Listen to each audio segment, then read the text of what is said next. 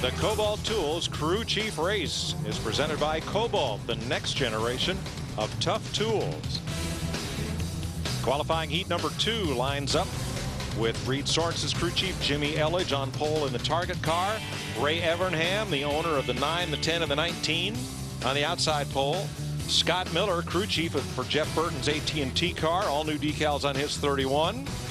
The Pennzoil car starts alongside with Scott Nassett, the catch can man, and let's check with Larry quickly. Well, Mike, we're here with Jeff Hammond now. Jeff, we're going to give you the benefit of the doubt. There was no practice for you, and I don't understand it. I've made all kinds of adjustments on your car before the race.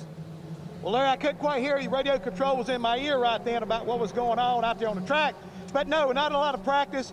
Didn't get a good start. Got roughed up a little bit. Looked back one time in the mirror, trying to get in the gas. I said, man, something's holding me back. And I realized all of a sudden I had an extra tire stuck in the back of this car. So trying to take care of the man's racer, trying to get it figured out. It was getting better at the end, and see how it kind of goes. All right, guys, I think they just took the green flag. Ray Evernham with problems. I'll say, and he's got more problems, I'm afraid. 4 wide, and around goes Paul Andrews. Takes out the barrels and keeps digging. The throttle's stuck on that thing. We got a red car. I'm not sure who it is. It might be Nassett that's moved up there and made a good move. You know, 3 wide. he did a booty because, as we said, they kind of got wadded up on that start during the first turn, and he was able to go forward. Oh, around goes Shelmerdine. Yeah, he got spun by Darian Grubb. And here's another car spinning off. Bono goes around. Kevin Mannion. I think somebody said everybody spins at the same time. It's like everybody spin now. 4 abreast. Look at this. How can this work? Obviously it didn't, did it? Now watch Paul, though. He never lifts. To the barrels. His tire's still spinning. Oh, yeah. That's championship form right there. Bring her back on the racetrack. Yep. Let her eat. We got Darian Grubb here diving under the 3 of Shelmerdine, and obviously there's not room for 2 there in 1 lane. Oof. Ooh, a little damage. Yeah, Gil Martin in the Jack Daniels car ran into Kirk. That's right there is what you call wadded up.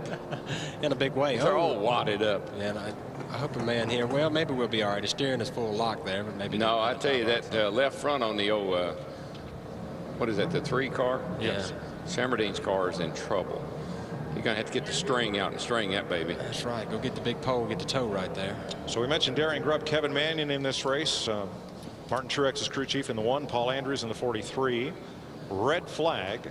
And the clock starts. 8 laps or 6 minutes, whichever comes first on this one. You'd think that'd be a no-brainer.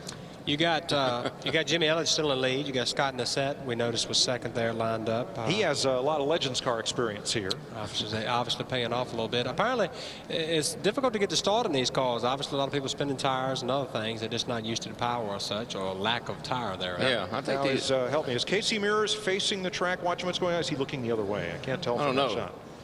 These cars look the shad. Maybe Larry can help us on that one. They look a little Twitter-pated to me. Well, guys, I have the man that finished 3rd here in the first heat race. Chad looked awfully good. There were no team orders, it didn't look like. No team orders, obviously, but Alan's doing really well. And when we took that green there, I wanted to make sure he got down. So I gave him a little bit of room, let him get to the inside. And then I went in there and I wanted to just nudge him a little bit, and I nudged him a little too hard, and he got sideways. So I backed up to let him get straight, and then we just raced the last couple laps. I wish it hadn't gone green because I believe I was catching Andy. I think I could have gotten him. Any adjustments on this number 48 Lowe's Thunder Roadster for the main event? Just driver adjustments. That's all we need right now. The car is actually really good. I'm pretty happy with it. I just got to work on my line. Well, guys, I don't know if you know it or not, pit road is much bigger than that booth, though. When we come back, Larry will explain why Bill Elliott signed Chad's car. Did Jimmy not want to? That's Bill's car. That is Scott Miller's car. Nice job with the decals, fellas. Tough night with the tie rods, however. He is going on. I mean, that's going off on the hook. Yeah, that's definitely on the hook. Yeah. Don't want to go any further because obviously suspension damage. You don't want to hurt these guys. Yeah, and of course Scott's off the hook now. So that's true. He can go back to his day job. Go back and work on his real car. Larry Mack. Well, Mike, we know Andy Petrie, the 2-time Nextel Cup champion. We know Andy Petrie, the winning car owner. But Andy, how about Andy Petrie, the race car driver? Yeah, it's a lot of fun. I'll tell you what, having these guys out here race against us, it's a lot of fun, and I really just look for any chance I can to get behind the wheel. Now, rumor has it that the owner of your car is a man named Humpy Wheeler. Anything to that? Yeah, what they did, all these other guys have team cars, and they got a school car that these guys learn to drive on. They let me drive, so we'll call it the house car. Well, guys, I'm already hearing rumors down here that a lot of these guys want to try to come out here now on Tuesday night during the summer shootout and maybe play around just a little bit in these Thunder Roadsters. The Thunder Roadster is an outgrowth of the Legends car. It has a similar power plant, but a much longer wheelbase, makes it a little more forgiving to drive.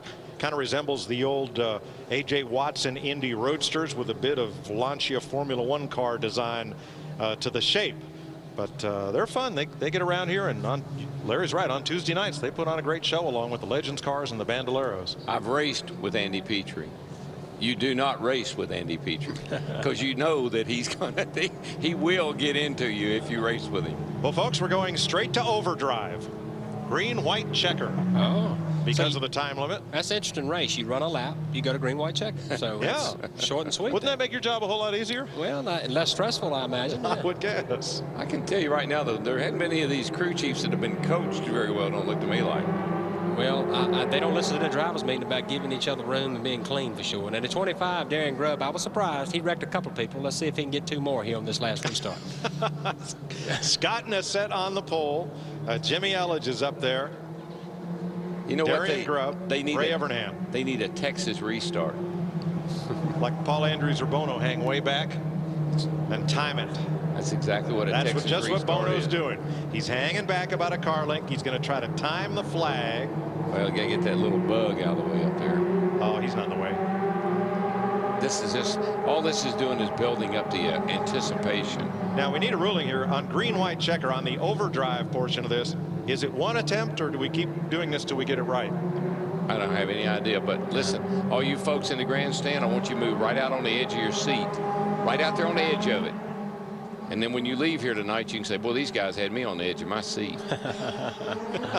Here we go. 2 laps to settle them. Scott Nessett got a good shift pattern right there. Went to second wheel.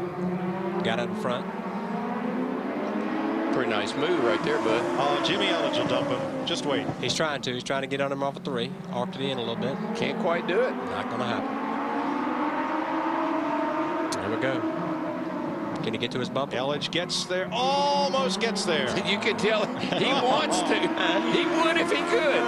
You can hear the tires sliding from him trying to get there. I'm afraid he's just diving in there a little too hard. And Nessett picks up the victory. Elledge is second. That comes as no great surprise to me that young man won that race, seeing how he's had probably more laps around here than the majority of these other fellers. Darian Grubb is third. Ray Evernham is fourth. And we will be back for the main event of the Kobalt Tools Crew Chiefs Challenge.